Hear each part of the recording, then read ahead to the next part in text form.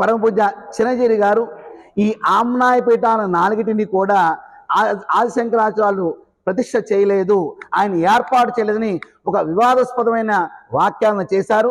వాటిని పూర్తిగా మేము ఖండిస్తున్నాం. ఇదంతా నిరాధారమైనవి. అలాగే అసలు ఆ పీఠాధిపతుల యొక్క స్థానాన్ని, ఆ పీఠాలని పునాదులు సహా పెకిలించి ఏర్పాటు చేయబోతున్నట్టుగా ఆయన వాక్యాలు మనం తెలియపరుస్తున్నా. అంటే చరిత్రను వక్రీకరించడానికి ఆయన సిద్ధపడుతున్నారు. కావున ఇటువంటి పరిస్థితిని మీరు కలగజేయబాకండి. ఇటు వైష్ణవులు కానివ్వండి, శైవులు కానివ్వండి, చక్కగా సమాజంలో వారి వారి యొక్క పాత్రలు పోషించుకుంటూ వారు నమ్మిన భగవంతుని ప్రార్థన చేసుకుంటూ ముందుకు సాగుతున్న సమయంలో మరి సాంప్రదాయాల మీద వివాదాన్ని రగిలించే విధంగా మీ వాక్యాలు ఉన్నాయి. మీ వాక్యాలను ఎట్టి పరిస్థితిలో వెనక్కి తీసుకోవాల్సిన అవసరం ఉంది. సమాజానికి, హిందూ సమాజానికి క్షమాపణ చెప్పవలసిన అవసరం ఉంది. 4 ఆమ్నాయ పీఠాధిపతులకి క్షమాపణ చెప్పవలసిన అవసరం ఉంది.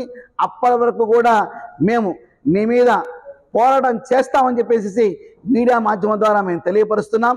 2 తెలుగు రాష్ట్రాలలో ఉన్న హిందూ సంఘాలు, మఠపీఠ ఆశ్రమపతులు మీ యొక్క క్షమాపణ యొక్క నిర్ణయం కోసం ఎదురు చూస్తున్నాం. అది కనుక చేయలేకపోతే నిరసన కార్యక్రమాలను తెలియపరుస్తాం. ఇక శైవ వైష్ణవ ధర్మాన్ని ఏకత్వ భావంతో సమాజాన్ని ఇవ్వాల్సిన మీరు హిందూ ధర్మంలో హిందువుల మధ్య విభేదాలు సృష్టించేట్టుగా మీ వాక్యాలు ఉన్నాయి కాబట్టి వాటిని వెనక తీసుకుని క్షమాపణ చెప్పవలసిందిగా కోరుతున్నాం.